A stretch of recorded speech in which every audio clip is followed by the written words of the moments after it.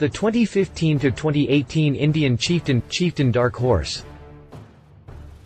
The Chieftain has all the classic elements that identify it as part of the Indian motorcycle heritage, including classic badging and iconic war bonnet mounted on the front fender, much like the figurehead on a wooden sailing ship leading the way into the wind.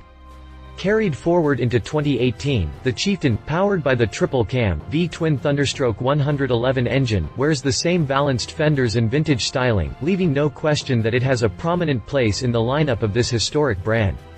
Continue reading for my review of the Indian Chieftain and Chieftain Dark Horse. Design. The ride command system adds considerable value to the Chieftain and closes much of the remaining gap between it and Harley's touring lineup. Just for a little bit of trivia, the 2015 Chieftain holds claim to being the first Indian with a hard fairing and hard saddlebags. For the 2017 model year, a monochromatic dashboard and tank mount console toned down some of the bling and visually tied the bike together a bit, but the big news was Indian's new ride command system that came tucked away within said color-matched dash. The RCS comes as part of the standard equipment package on the Chieftain as well as the Roadmaster, and presents a direct challenge to Harley-Davidson's Boom Box infotainment system. The hard saddlebags hold up to 22 pounds each and mount on quick-release anchors for easy off and on. If you don't want to fumble with a key, you can lock and unlock the bags using the remote electronic lock control button on the console. That's the motorcycle version of the automatic trunk release, a feature I very much like. To add more storage to your Chieftain, install the accessory trunk with cargo room enough to stash 2 full-face helmets. Another feature that endears itself to me is the power windshield, giving you push-button control over airflow. Driving lights and high-output audio let you see and be seen as well as hear and be heard as you cruise on the highway.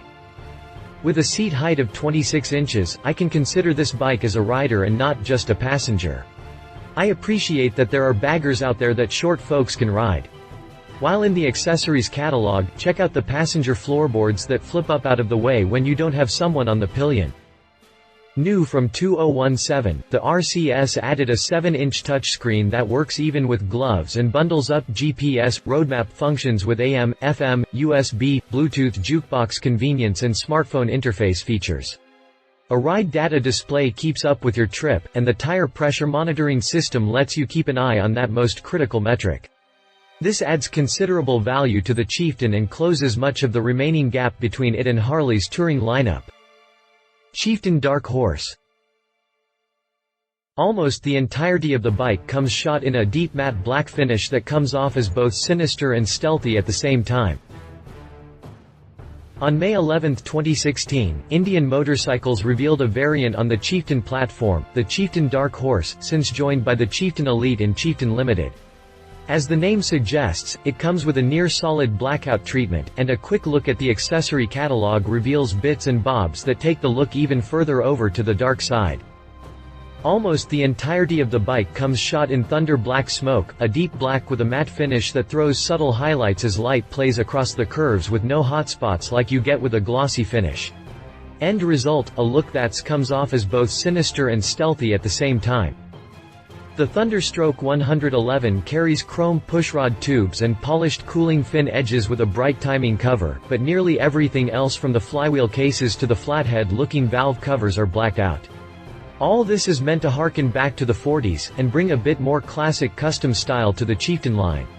This bike is part of the continuing effort on the part of the factory to entice a younger group of consumers who have an eye for rides with old-school roots. Chassis. Indian obviously built this bike as a tribute to yesteryear, evidenced by the sexy sweep of the valenced fenders used since the 1940s, iconic tank emblems and front fender figurehead.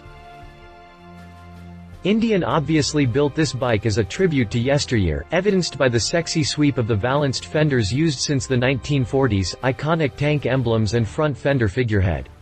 Large 46mm forks float the front end on 4.7 inches of travel, and the single rear pneumatic shock can be adjusted for load or preference with 4.49 inches of travel, which can be considered adequate, at best. Suspension components with variable tuning capabilities are becoming more ubiquitous every year, and anyone not yet looking at such features is surely falling behind. Wink nudge, Indian. Dual 4-pot calipers bind the front brake discs, and a twin-pot caliper binds the rear disc. Indian didn't skimp on the rear brakes either, they put 300mm discs all the way around for plenty of stopping power, and the brakes at both ends of the bike also benefit from an anti-lock brake system. The calipers disappear behind painted to match brake covers that blend right in with the fenders. Drivetrain. I was struck by how much the valve train geometry, head construction and valve cover design reminded me of an old flathead engine, but the innards of the engine are anything but old school. Engine design also reflects an effort to show the old-school Indian DNA. When I first laid eyes on the mill, I was struck by how much the valve train geometry, head construction and valve cover design reminded me of an old flathead engine. But the innards of the engine are anything but old school. 3 cams operate the 4 pushrod valve train, which is unusual but necessary for the nice parallel look of the pushrod tubes. The 111-inch Thunderstroke V-twin engine breathes through a 54mm throttle body to deliver a blistering 119 pound-feet of torque, proving that the builders looked forward even as they borrowed from the past. Finally, the 6-speed transmission sends this power to the rear wheel while keeping the cruising RPM at a reasonable level. Drivetrain options include a Stage 1 slip-on exhaust and Big Sucker, really? Big Sucker, intake that opens up both ends of the engine to let it breathe and perform as intended, sans government meddling, and while the 6-shooter exhaust tips don't increase performance, they do look really cool. I'm not sure why the heel shifter is optional instead of standard equipment, after all, who doesn't like heel shifters, but at least it's available if you can't live without it, for a few dollars more, of course. Pricing. Gray or gray are your choices this year, there are no nice two-tones or color options to be had. Msrp for 2018 falls in at $21,499 for the Chieftain and $23,999 for the Chieftain Dark Horse. Available this year only in gray or gray, steel gray for the Chieftain and thunder black smoke for the Dark Horse, there are no nice two-tones or color options to be had. Competitor. The Vaquero is clearly built for the American market with a liberal application of blackout treatment and boulevard bruiser attitude that should appeal to anyone considering a Chieftain.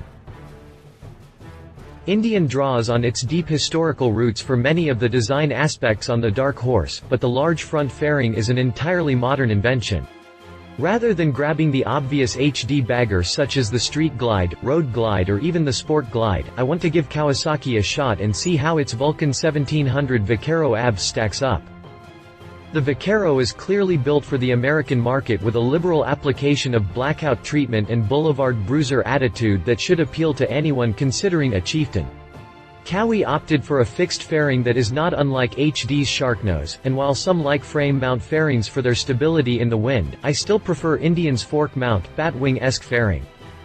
No matter which you pick, you'll only be getting a smoked, vestigial windscreen to protect you from the weather, but at least they look cool and fit the overall flavor nicely.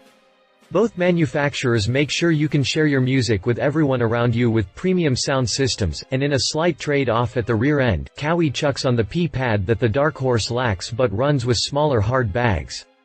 It's easy enough to add a P-pad, just sayin'.